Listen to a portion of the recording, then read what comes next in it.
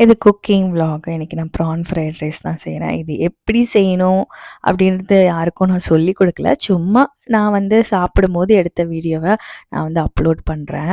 ஒரு பக்கம் நம்ம பாட்டுன்னு வீடியோ அப்லோட் பண்ணுறது, ரீல்ஸ் போடுறதுன்னு இருந்தாலும், ஒரு பக்கம் இன்னொரு நாட்டில் வந்து வார் நடந்துட்டுருக்கு.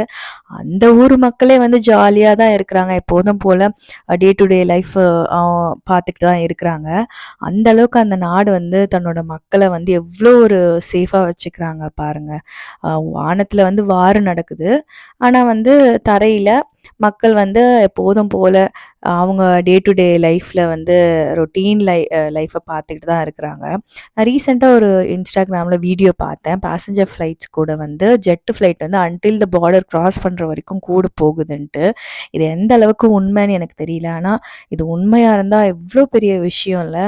இந்த மாதிரி நம்ம ஊர்லேயும் நம்ம நாட்டிலையும் நம்ம மக்கள் அந்த அளவுக்கு பார்த்துப்பாங்களா அப்படின்ட்டு எனக்கு தெரியலை. ஆனால் நம்ம நாட்டில் அந்த மாதிரி ஒரு சுச்சுவேஷன் வந்தது கிடையாது.